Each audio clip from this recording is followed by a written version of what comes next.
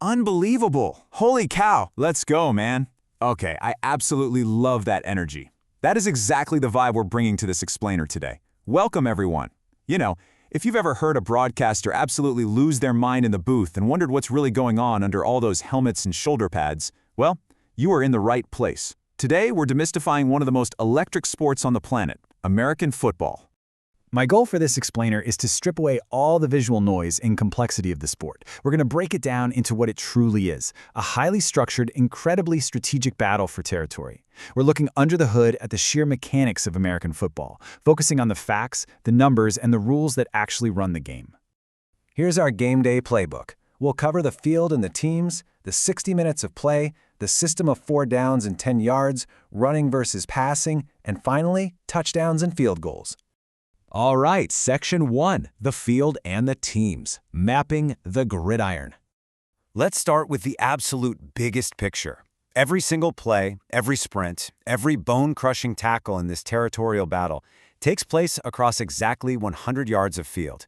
That's the canvas. The entire objective for a team is to move the ball down this 100-yard stretch and punch it right into the opposing team's end zone. Now, what's truly wild is the sheer size of the army you need to conquer those 100 yards.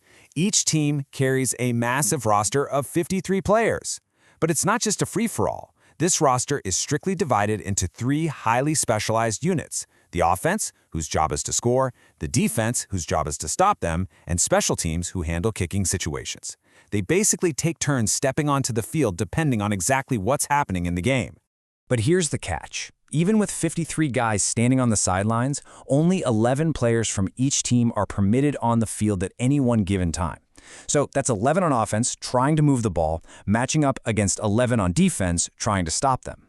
And every single player out of those 11 is playing a highly specific position to make the whole machine work. Section 2, 60 minutes of play, the clock. Because territory is really only half the battle, right?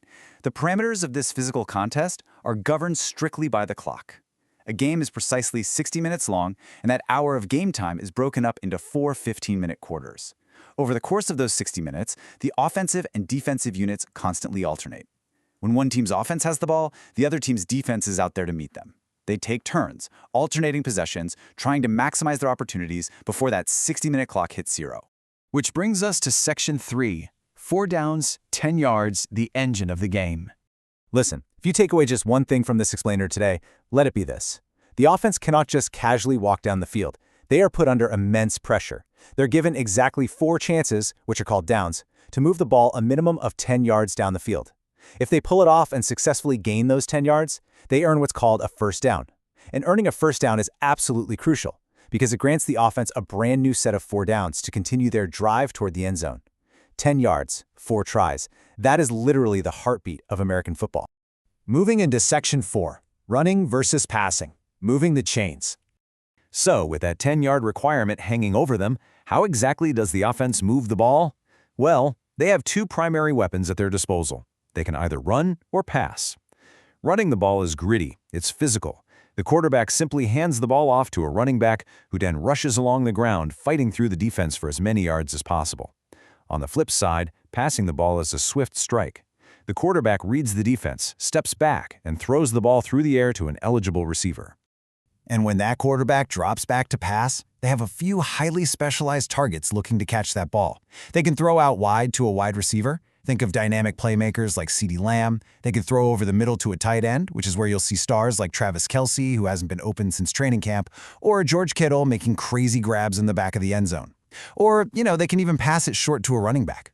But whether it's on the ground or through the air, the goal is always exactly the same. Get those 10 yards. But let's pause here for a second. I want to ask you directly, based on what we've just covered, what if the defense stops them? Seriously, what happens if the offense tries 4 times and completely fails to get those 10 yards? If the defense holds strong, the team with the ball faces a massive strategic decision, usually right there on their 4th down. They basically have 2 options. Option 1, they can punt the ball away. This means they literally kick the ball deep down the field to the other team, surrendering possession, but forcing the opponent to start their drive from much further away. It's all about playing the field position game. Option 2, if they've managed to get close enough to the end zone, they can attempt to kick the ball through the upright posts for a field goal. And that leads us perfectly into Section 5, touchdowns and field goals, the ultimate reward. Let's break down the actual math of scoring. If the offense successfully drives all the way down the field and crosses into the opponent's end zone, whether by running or throwing the ball, that's a touchdown and it is worth the maximum reward of 6 points. After a touchdown, the team usually kicks the ball through the uprights for an extra point, tacking 1 more point onto their score. Now, what if they get stopped short, but they're close enough to attempt that field goal we just talked about? A successful field goal is worth 3 points. And hey, when you have a remarkably reliable kicker like Justin Tucker who just delivers time and time again, taking those 3 guaranteed points is often a very, very smart strategy. So we bring it all together here, the 100 yards, the 11 players, the alternating possessions. The ultimate objective of your team is simple. Have the highest score at the end of regulation. You are constantly trying to outscore the opponent before those 60 minutes run out. The next time you watch a game, I want you to look past the collisions and the chaos. Look for the 10 yards. Look for the clock management. Because I leave you with this final question. Now that you know the precise mechanics of the downs, the distances, and the clock, will you ever be able to watch American football again without seeing it as a brilliant, high-speed game of strategic chess? Thank you so much for joining me on this explainer. I hope you feel fully prepared for game day.